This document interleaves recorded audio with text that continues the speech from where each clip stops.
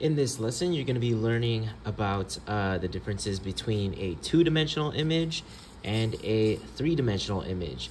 So what the D stands for in two-dimensional and or 2D and 3D is dimensional, right? 2D things are flat, as in I know this is a person and people are generally not flat, but notice here her face is completely flat with just things like attached to it, right? Just placed on top of it, okay? Versus her face, there's like a roundness to her face. You can see her nose like comes off of her face compared to this character's nose where her nose is like just a dot, right? So yeah, in this lesson specifically, we're going to be learning about 2D or two-dimensional images. So I'm going to go ahead and put this a little over to the side. I will be referencing this in a bit.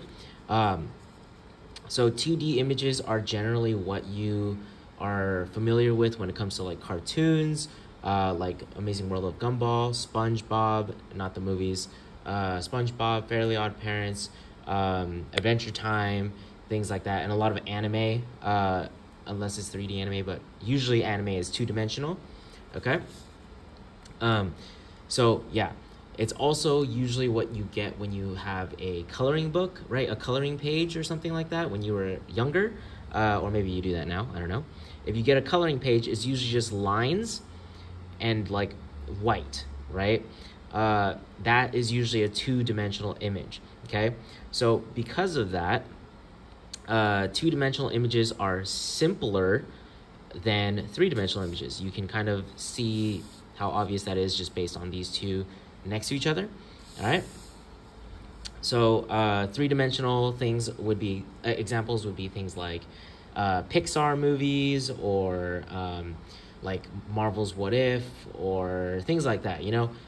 Even like video games, video game characters are usually three-dimensional unless it's like Super Mario where you're like a side-scrolling character, right? Anyway, so for this two-dimensional lesson, I'm gonna move that. For this two-dimensional lesson, you're going to first need to have traced your image onto your paper. You also will need to have taped your image to your paper, or sorry, put the tape around the border of your paper. If you haven't done that yet, please review the videos on the second slide. That will teach you how to do it. And once you're done with that, you can return back to here. All right, so if you are done with those things, come on, tape. If you are done with those things, you should have your line work right here, ready to go. Similar to a coloring page, a coloring book, all you have to do is find the correct color. In this case, we're just working in black and white. So find the correct gray and then copy that over, okay? And to make it easier on yourself, I would recommend taking your reference after you've done the tracing and labeling what each value is going to be. So values, if you've never heard it before, are how light or dark something is, right? So for example, white would be the lightest value, okay? Black would be the darkest value. And in this case, black is actually going to be the lines right here, right? So nothing else, I don't want anything else to be as dark as the color black or the value black in my image, okay? The hair, which would be the next darkest area, is going to be a dark gray, right? And like this right here, this part of her tongue would be a medium gray, okay? And her skin tone, you can't really see it in the camera, actually has a very, very light gray tint.